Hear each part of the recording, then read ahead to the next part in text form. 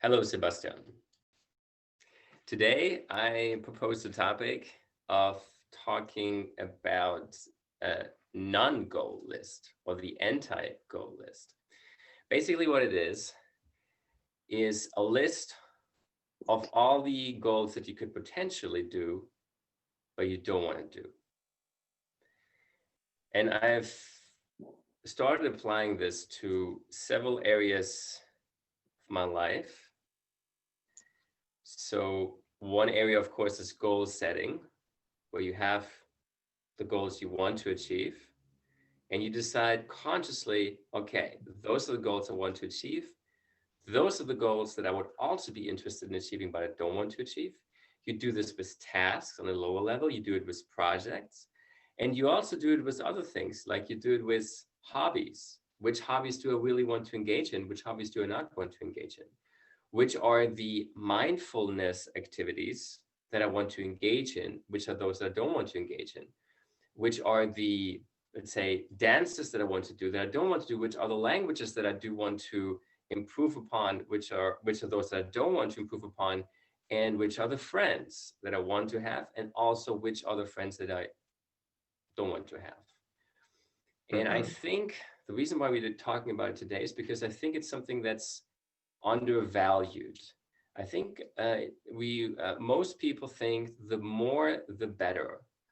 The more things you want to accomplish, the more languages you learn, the more friends you have, the more tasks you do, the better.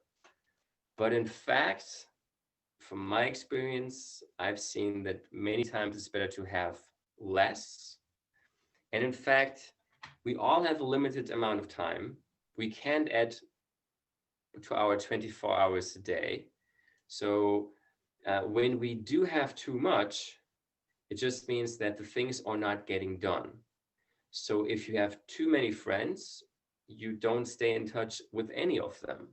If you have too many goals, you don't accomplish any of them. If you have too many tasks, you're all the time buried in emails and urgent tasks, and you don't get the most important tasks done. So I can see many areas where the same principle applies.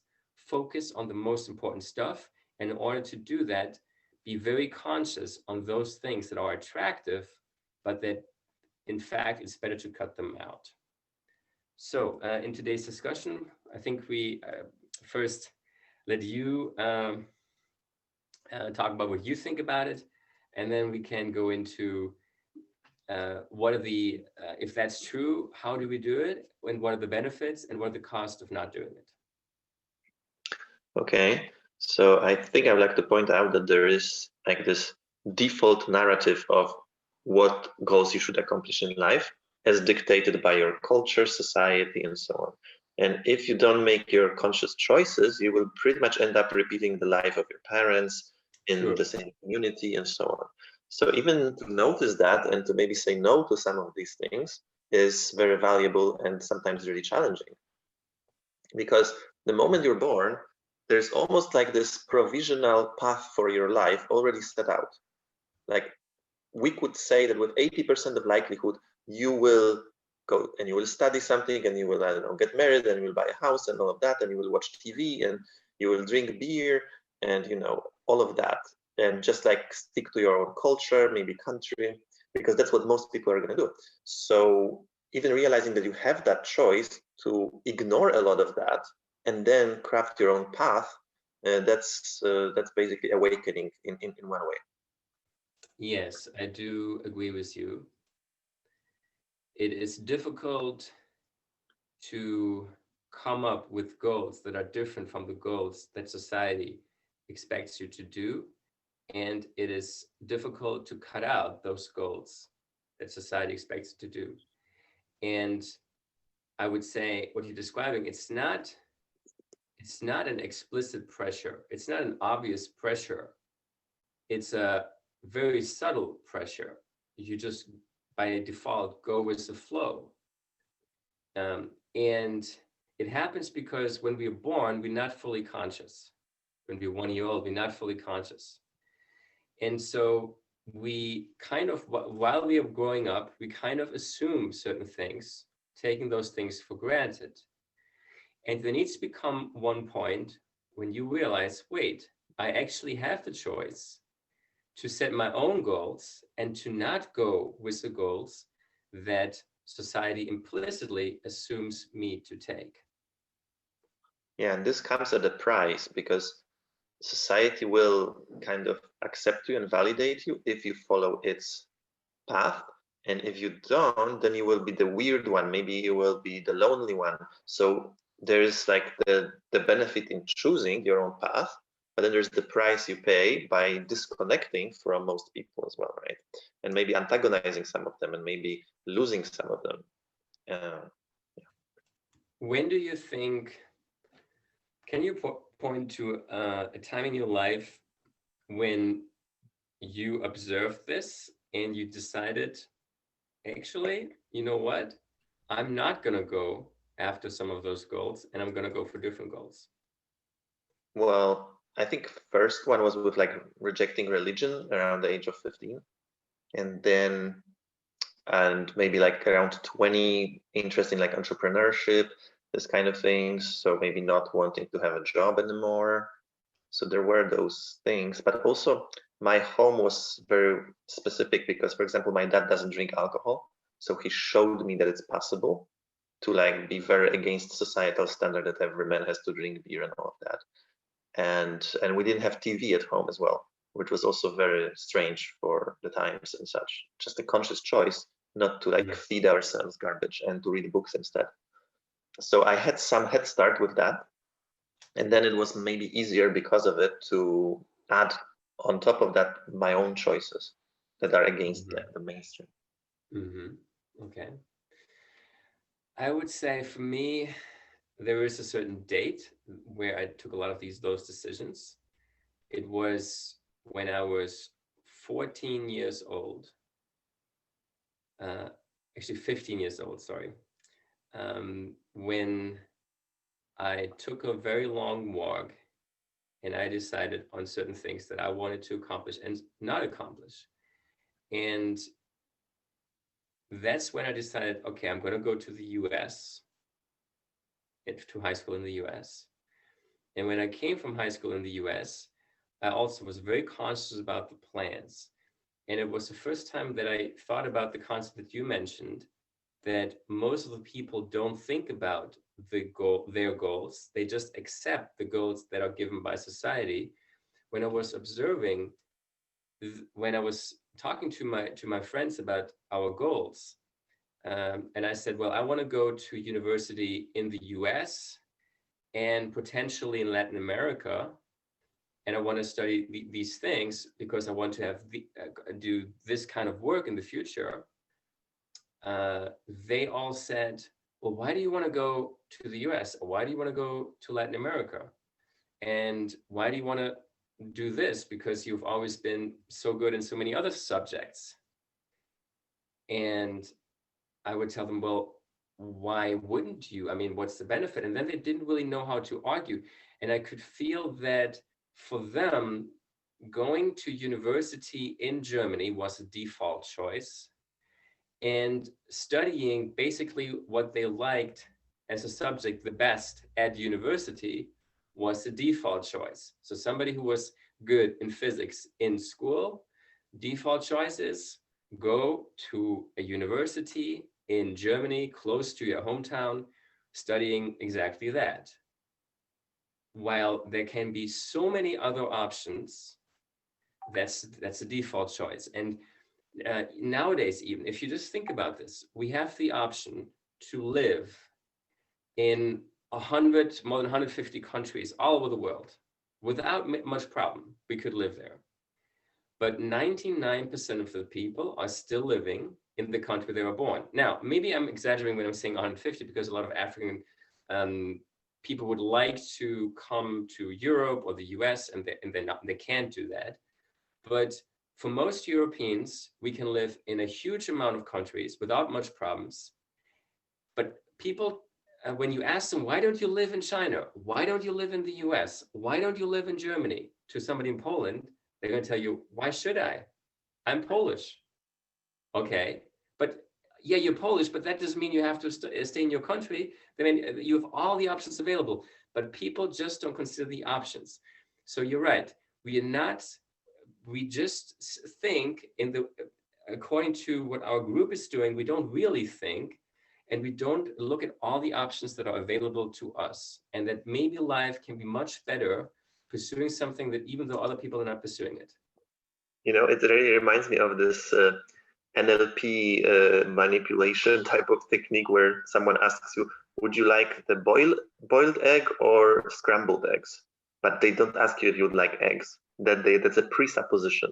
So it's like this, the same, right? Like, would you like to study physics or mathematics in your local university? But the fact that you could maybe travel the world instead, or like study something on the other side of the world, or do whatever else, is not even a question. It's focusing it much more locally, narrowly, right? Like, would you like this job or that job? And not like, would you like to have a business or a job or be a digital nomad, or all of those options, right? Mm-hmm. Right. Sebastian, so we agree on this.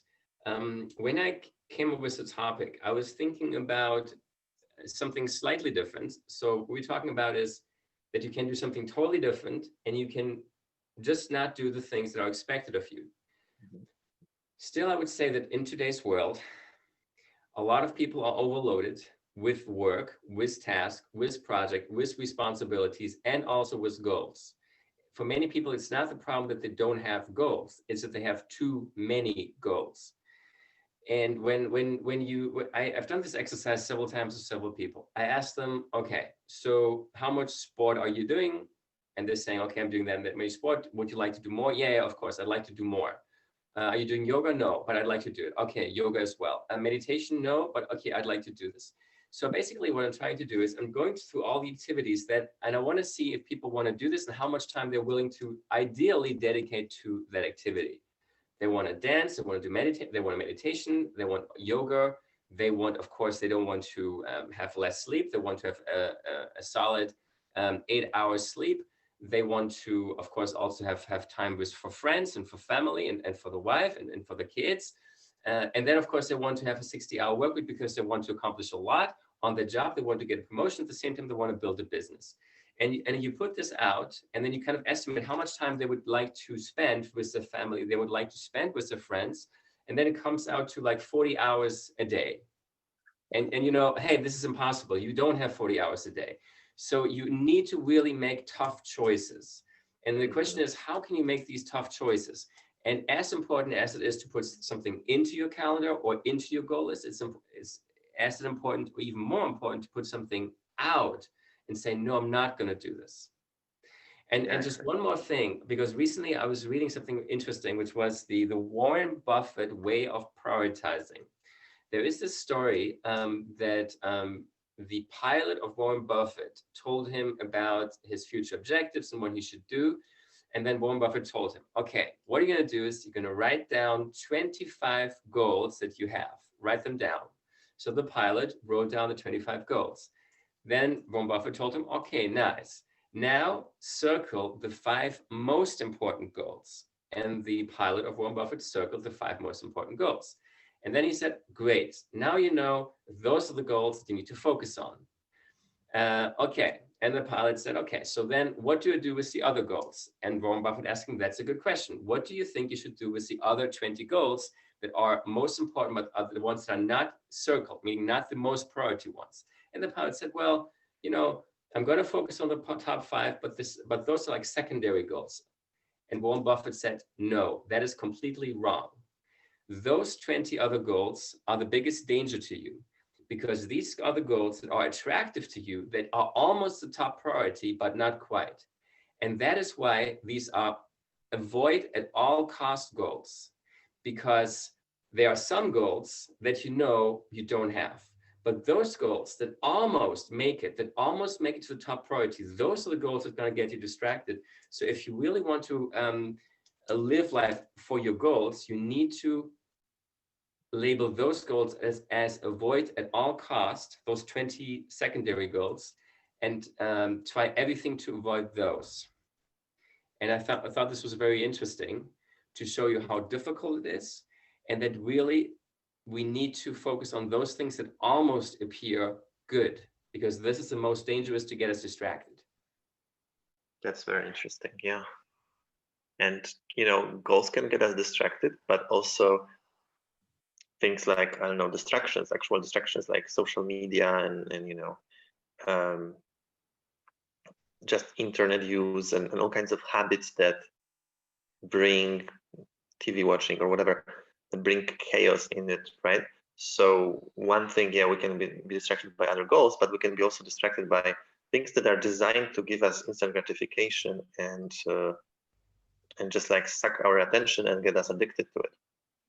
So that's another thingy there.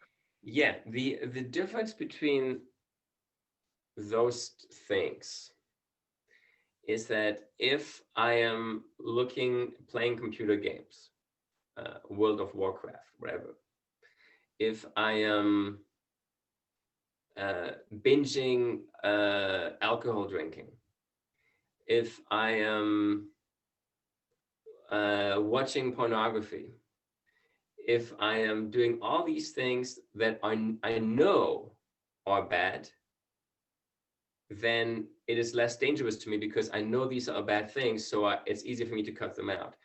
It's more dangerous to do something which actually does not seem bad, which actually does seem good. So, for example, watching the news, there is a rationalization for not watching the news, which is, well, I need to know what's going on. It's important for me to know what's going on, and I need to know what's going on in politics and in the business section. So I'm just reading what's important to know. So there's a justification, and this justification makes it so much more difficult to be strict on avoiding it. That's a good point, especially now with COVID. If rules and regulations in your area might be changing from one day to the next, you might not be allowed to go on the streets. So you would like to know whether you are allowed or not, right? Stuff like that. It's harder right now, I think. But I think it's interesting to realize that books, for example, are so much better source of knowledge than, let's say, articles, even about the same topic, right? Because you need to go in depth and so on, and so that you really grasp the whole idea. So sometimes just making a switch from like reading articles about something to reading books about that can be a big help as well.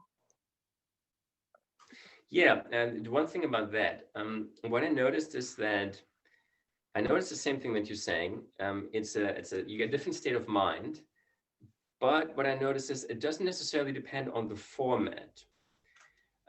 I went to a library once, few months back, and printed out a lot of articles. So these were all articles, short articles, but I printed them out because the library had resources to a lot of online libraries, which was much better than just doing a search on the internet. So I could research on all the scientific papers. And I printed out something like this big. And then I went to take a walk holding this and reading the articles. Now, I was in the same state as reading a book, meaning my mind was focused and I was not distracted by any other stuff on the internet, and I was just focusing on these articles. So then I do feel that the benefit you get, even though it's in the form of an article, is the same or even more than reading a book. Because it's interesting because the context also matters. When you do read an article, you just sort of looking at it, going over it. Okay, let's go to and read some news about Trump, or let's see how the soccer score has been. So you're not really focused on the article. Yeah, because if you saw the article in your newsfeed, for example, but you also saw, I don't know, cat pictures and news from your family or whatever, then you're not in the state of mind, you're in this very shallow attention type of thing. And you were just switching context from thinking about something else to this and then to something else. So this kind of goes through your head and it doesn't register. Whereas with the book or with the series of articles that you just go through, then you just focus more on this subject for longer. Yeah, it's interesting. Right. I agree. So, short summary. It's important to have a no-go list. We can apply this no-go list to different areas of our life to reduce the amount of ultimate goals, to reduce the amount of projects, to reduce the amount of tasks, to reduce the amount of friends that we want to stay in touch with, um, to reduce the amount of responsibilities we have, to reduce the amount of hobbies we have. One of the ways is to pay attention that you don't focus on goals that are not goals that are really coherent with what you want, but which society gives to you. And okay, and if you are have less goals, you are more focused, and if you're more focused, you're probably more productive. Now, could you tell me some of your own experiences in terms of having too many things to work on or too many things to do during a day and feeling I need to get rid of this? How do I do this? And thereby either implicitly or explicitly making a list of no goals. I don't really experience that problem on the regular basis, but I'm really kind of skeptical about, let's say, ideas to implement, or let's say improvements to the website or something. So I'm very selective. Like there are a lot of ideas. So we could improve this and we could improve that. But then I'm like, okay, this is not going to double our business. This might have no impact or low impact, or this might go backfire because of whatever. So I only want to implement ideas that are like spectacular and have big impact. So then I basically say no to a lot of ideas that are lower quality. I'm all about like generating ideas, but then evaluating them. And if I don't see that this is like an amazing opportunity, I would rather do nothing than implement an idea that has very low potential and it's like not that great. So I Okay, think yeah, that makes a lot of sense. So I would say, and by the way, the if you're working on a software product and you're thinking about functionalities or changes to software, that's a very good exercise for prioritization because the same concept applies there. Um, just like Steve Jobs said, perfection is not about adding to the maximum, but subtracting to the maximum. And if you're a product exactly. manager, you really like a curator in a museum. It's not about putting in the maximum amount of collector's items or paintings. It's about seeing what makes sense, what doesn't make sense, and taking away more than actually adding. And so this kind of philosophy, I think, which has been very well described for product managers, and I think it's, the best product managers, obviously, people know that, are the ones that are very selective in the things that they add to the product. The same kind of principle has to be applied to other areas of our life. So can you tell me maybe an area which is outside your software development, where you felt you need to apply it or you already applied it? Mm. For example, have you applied it to dates? Have you applied to say, hey, maybe I'm having too many dates. Maybe I should just be more selective and just take away and focus on the most interesting ones. That's true. Yes, actually, I think one of the biggest like costs in dating is like spending time with people who are not that into you or with whom you don't have that much compatibility. So actually cutting them out very quickly early on in the process is going to save you a lot of time. So actually, I believe in having very fixed rules. So if someone doesn't want to like follow certain pattern of interaction, like you should move on instantly, because that means they're not that into you, for example. So yeah, I think it just comes to like understanding that, many times, let's say, I don't know, you invite the girl after a date to your place and she says no because whatever. Like it's done. Like there's not. If you try, I know, second date, whatever, I think that's not a good idea. Like, she's just not into you, and that's it. And then you should move on. So you basically learn how to spot those indicators of disinterest. And if you only want to deal with people who have very high interest in you, you will have to reject everyone who doesn't show the appropriate level of interest. So that's how I would approach it. All right. So that means you are very selective nowadays. I think that probably maybe this has changed a little bit over the last 2 years, that you have become more selective and that also, I guess, in your case, from what you've told me, means that you have more abundance, and when you have more abundance, you know you cannot have more because you don't have more time. So you're either gonna see more new girls, or you got which means you have to push out other ones, or you just keep more time, spend more time with those people that you've already gotten to know. Exactly. So at this point, you don't want to invest any time in someone who is not reciprocating your interest fully. I think that's the best strategy. Yeah, I mean, that is, I mean, that's your philosophy, and I think it makes sense for you. For me, I have a similar problem when it comes to friends. And I know people find it quite strange when I tell them that I have made a friend inventory and I update it, say every 2 or 3 months, I update the friend inventory. And the reason I do this is because I noted that I'm somebody who travels a lot, meets a lot of new people, and a lot of new people could go into this pipeline of friendship. But it's impossible for anybody to have 1,000 friends. So what do? When somebody new comes in, you have to actually kick somebody else out of your friends list. And that is something you also don't want to do. You don't want to kick people out. So, but if you don't kick people out and you do let new people in, it means that you either overwhelmed trying to keep in touch with your friends, or you don't have a good relationship to anybody because you just don't have the time to keep up, to send voice messages, to see how they're doing, give a quick update. You just don't have the time.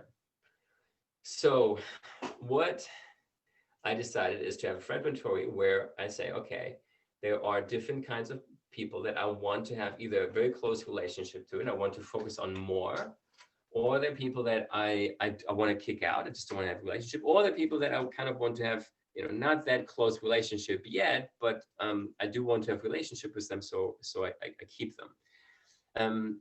So that's another area of our lives, friends. So we talked about goals. We talked about software or products in general that we're working on. We talked about, in your case, of dating, and we talked about friends. What other areas do you see where we can apply the principles of moving something out so that we can focus on the most important stuff?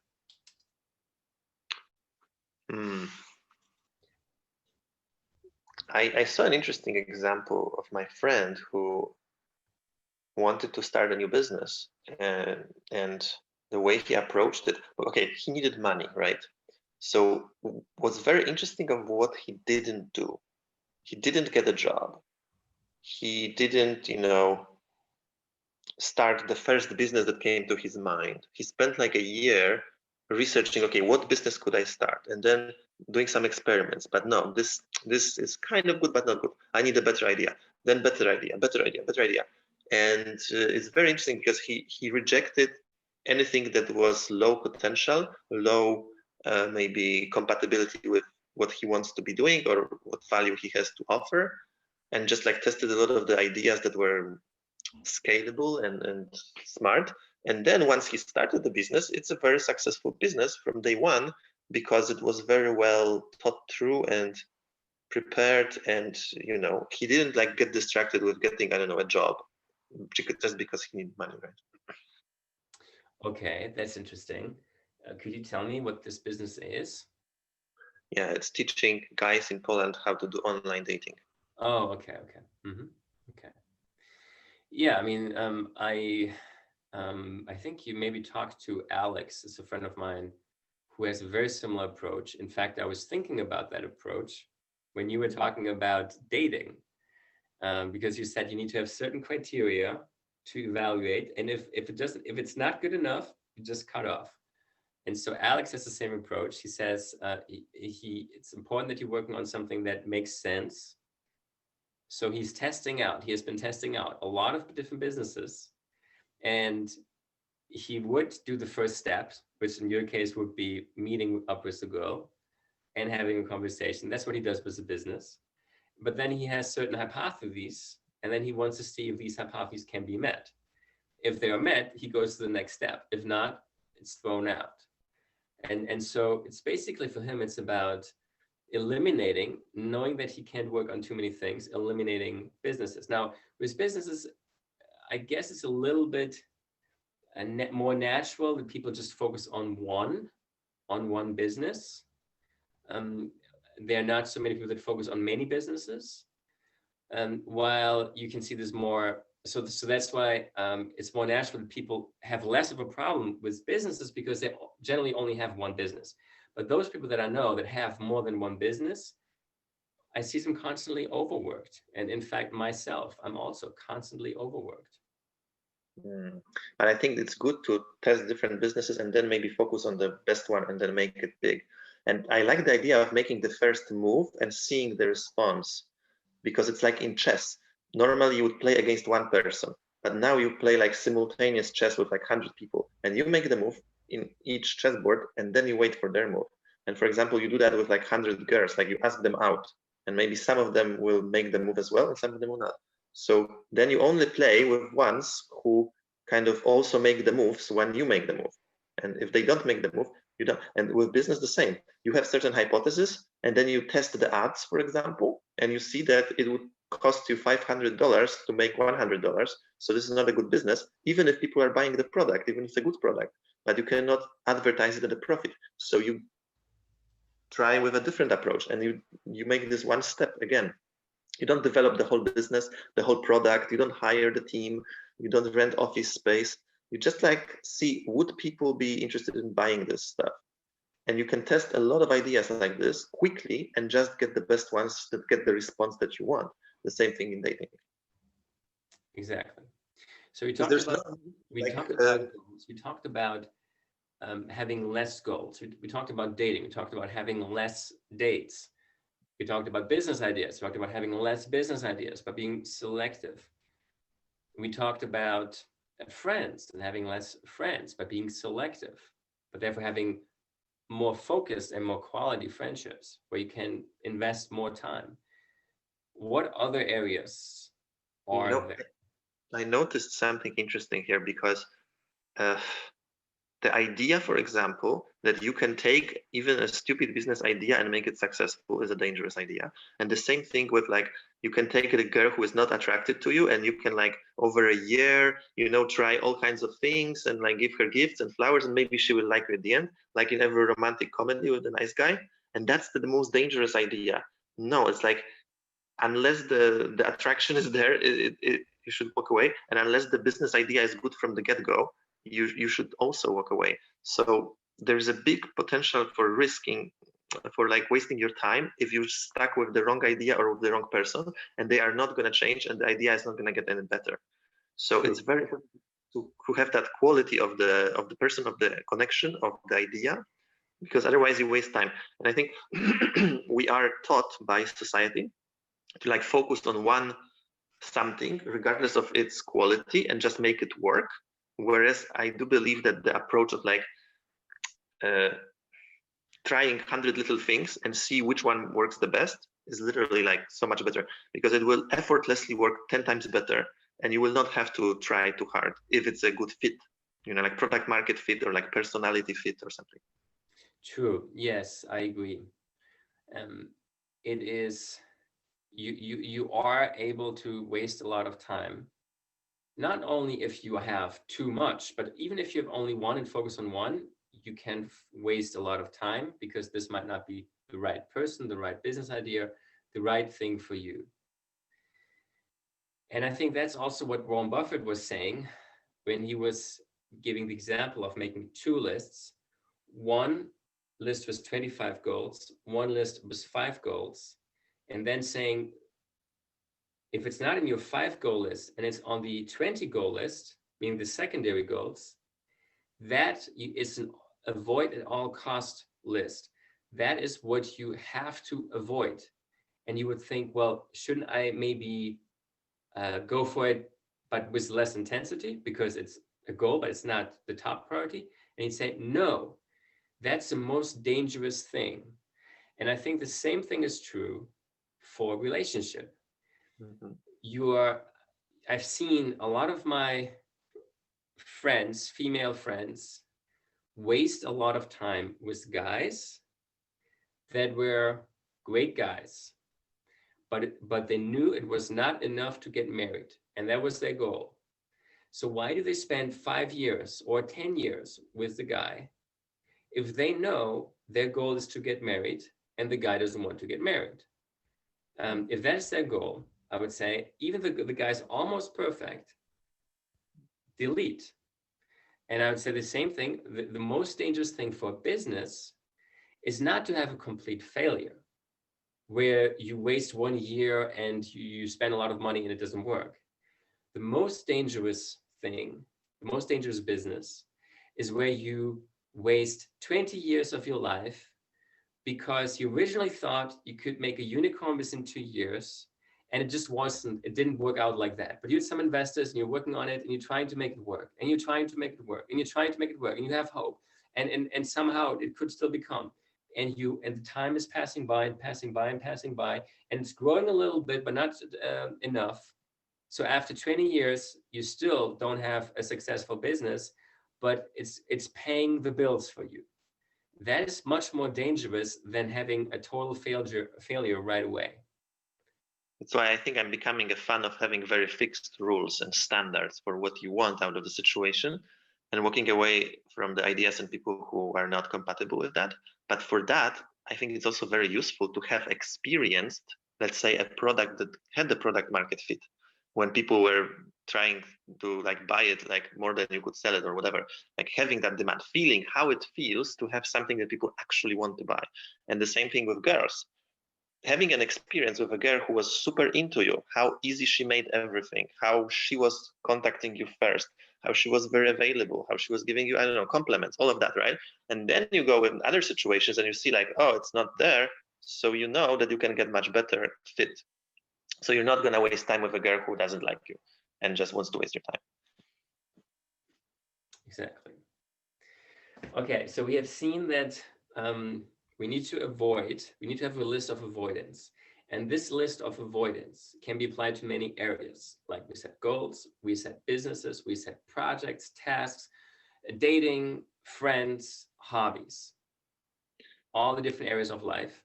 And the reason we want this is because, one, some of the goals that society are brought to us by society, they're not our own goals. And that's really they're not really what we really want. They're just what society wants us to do. And we need to identify them and say no. Second, there are some goals that are almost good, but not quite as good. And you might be wasting a lot of your effort because you want this to be 100%. It's not 100%, but you still go with it. And then you're wasting your time with it. The business idea is good, but it's not good enough to become a successful business. The girl is good, has many, or the guy has many characteristics you want, but it's not the one. You like a certain hobby, and you really want to do it, but it's not as good as you want. So just make sure that and there you say you can have certain criteria, preset criteria, and when you have these preset criteria, it makes it easy to make a rule. This is also what Lean Startup does. In Lean Startup, what you do, you know the concept. You should set hypotheses. You should set hypotheses and then see if the result matches your hypotheses. If not, the rule is cut it off. Because most entrepreneurs, what they'll do is they get a result and it's disappointing, but it's not, there's something to it. And so they try to make it work. And this trying to make it work, although it's an honorable activity, these are great people, they try to make something work, but it's just better to just let it go because you haven't wasted much time. Just let it go quickly and work on something which works straight away. And the same thing, of course, with friends, with girls, with many other areas. So it comes down to clarity of thinking and of your goals. You want this particular thing. So anything that's not this, you don't want. And it's important to recognize that, right? So you don't want the idea that doesn't have the potential, and you don't want the girl who's not into you. So you will instantly walk away if you detect that that's the case, because you care about having exactly what you want so much that you're not going to settle for anything that's not that. And you know, deeply believe in yourself that you can get that. That, you know, there are different business opportunities and different ideas, and you can have one tomorrow that will be twice as good as the one that you're pursuing today. And if you stick to one from today, you will miss the one tomorrow because you will not be paying attention and such. And it's just like kind of being very clear about what we want and what we don't want, and then sticking to it, having those rigid rules and believe in ourselves that, yeah, we can, there is enough, there's abundance. We're not stuck, because I think sticking to the wrong idea and wrong person comes from scarcity mindset. It's like, oh, I will never have a better idea, I will never be able to attract the better person. But no, if you believe in yourself, you will. Okay, let's apply. Let's try to apply what we learned. And I don't want to offend you, and I hope you're not going to be offended. I want to apply it to your business. I want to see, Sebastian, your business. I mean, you're a very smart guy. You, in the past, you have been a hardworking guy. You know a lot of the knowledge about internet marketing.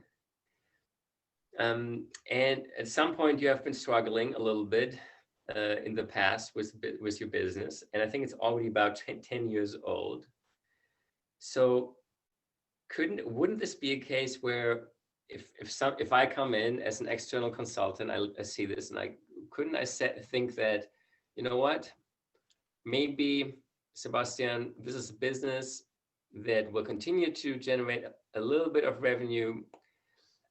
Is this really what you want? I mean, didn't you set out to create a unicorn? Didn't you set out to create something big and to maybe change the world and get different experiences by being in different places? And now you're going to be working for the next 10 years again on this business to teach Polish people English.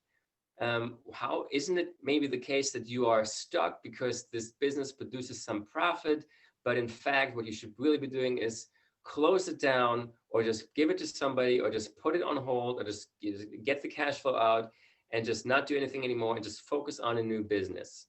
This business might be keeping you, even though it's working, it's producing some income. Maybe this business is keeping you from achieving greatness. And what you really should be doing is try to put your mind to something new to really achieve greatness. What would you say? Yeah, I think it's a good point. And I also set out with more like an idea of wanting to be financially free, not having to work for money and this kind of thing, having passive income. So that was more, I didn't want to have a unicorn that was going to be sold on New York Stock Exchange or something, because that's like so much work.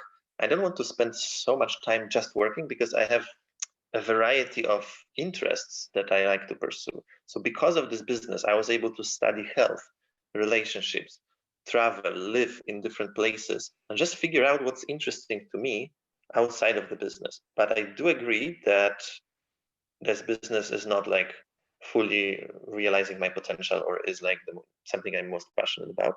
And I can start something new and actually think about it right now as well. So I had different things also over the years, but small ones, like created a course about innovation and this and that, some YouTube channels. But you're right. I mean, it's lowering the motivation for maybe making money because the money is there. But it's allowing me to focus on other areas of life, which I liked. That was kind of good, because I don't want to just focus all the time on work. I see a lot of people who work, like you said, 60 hours a week, but then they don't know anything about health. They don't know anything about relationships. They don't know anything about all those other super interesting, important things, because they have no time to study these things. Okay. So it seems to me that while the business was a good idea and it was what you set out to do, you set out to do to have a business with passive income, that's what you've accomplished. You also see that maybe it does make sense to look at something else. And I think you also would agree that maybe the business, even the business being successful, prevents you from doing that. If the business was just failing 100%, then you wouldn't have any option. You would have to do something else. That since the business is continuing to give you income every month, you're not forced to, and therefore you might not be as motivated to do something else. Yeah, but I mean, this is in the realm of making money, but there are other realms. That's what I'm saying, right? That if you can grow, not just by increasing your income, but by increasing your understanding of reality in other important areas of life. And if you have more time, because this business is not taking that much time of you, then you can focus there. And I think I got so much out of studying health or relationships or this kind of things, physiology, anything that was interesting to me. And this also could be a base for new business, potentially. So I don't feel like I'm not really doing what I want to be doing. Because I like this freedom that kids have. Let's say that they have vacation during the summer and they can do anything they want, and no one is telling them what to do, and no one is telling them they need to make money for it. So it's like doing basic research in science as well. Just having this free, unstructured time and focus to put it into whatever interests you at the time and whatever makes you feel alive at the time. It's not, life is not all about work to me. Yes, I do agree with that. I do see advantage, but of course, coming back to our topic, I do see the disadvantage of having too many things you're working on, too many interest areas, because that means that either you're overloaded with work or you are too dispersed to accomplish something great in one single area. I do understand the benefits of having many areas. I think there are also benefits in being very focused and being an expert in something and only focusing on one thing.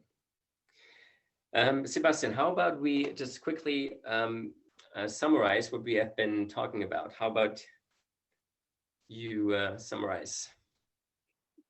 I think you're so much better at this. Okay, so we talked about the power of no goals, a list of the things that you don't want to accomplish. And we said these no goals can be applied to many different areas of your life. Having less goals, focusing on the goals you don't want to accomplish, focusing on the tasks you don't want to do, focusing on the projects you don't want to do, focusing on the features of a software that you shouldn't do, focusing on the dates that you actually should not pursue, focusing on the friends that maybe you should not interact too much with. So all the different areas that are taking time of our life, we should focus on certain things a lot, but other things we have to then remove. And sometimes it's difficult, and this can often be a problem. So the no goals help us to say, when we are focusing on somebody, a relationship or a business that is going somewhere, and it has a lot of positive aspects, but there are some negative aspects as well, and we know it's actually not what we were looking for, we might, because it's a little bit positive, we might not take the decision to cut off and look for something else. And that can be the danger of something that's good, because if something was bad, we just would do a new business, or we just do a new relationship. If something is good but not really what we're looking for, then it can prevent us from doing that, and we could be wasting time. The other thing we said is, don't take the goals from society. Make sure that these are the goals that you really want for yourself.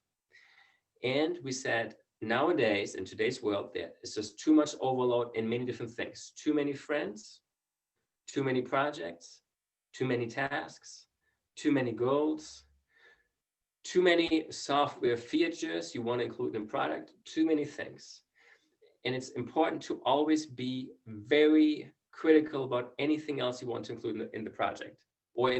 So for the software project, have less. Always try to have less. Only the essential stuff should go in there. For your daily task list, only focus on the most important things. Try to put out as much as possible. For your goals, the same thing. For the projects you're working on, for the businesses, the same thing. Any kind of business that seems good, probably a bad business. Unless you're saying, hell yeah, this is a great business, then go for it. But if you're saying, maybe, yes, no, it's always a no.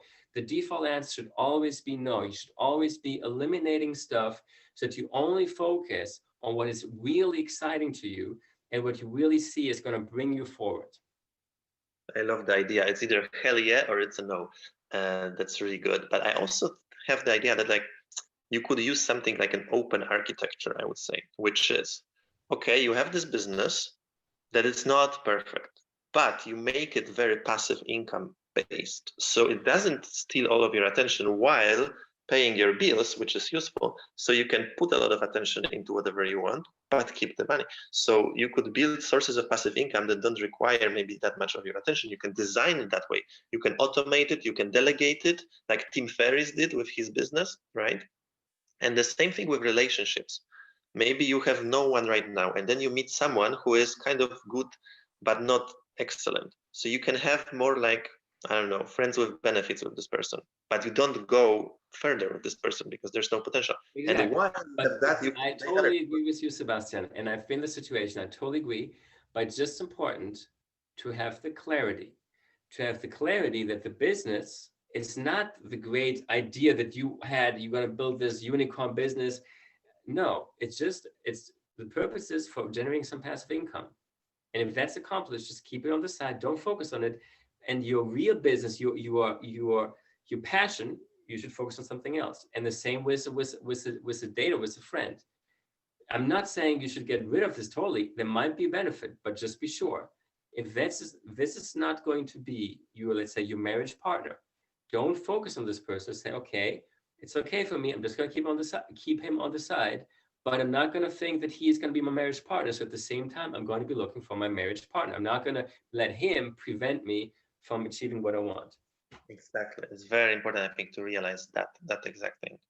That if it's not a good fit, but it's kind of okay-ish, then it can serve some purposes, but not all purposes. So you should continue to search while this might be satisfying some of your needs that you might need to have satisfied as well. Because the risk of doing the opposite is that you will never meet the ideal person, or you will never find the greatest business opportunity, and you will basically go through your whole life alone and like starve while trying to do a business, right?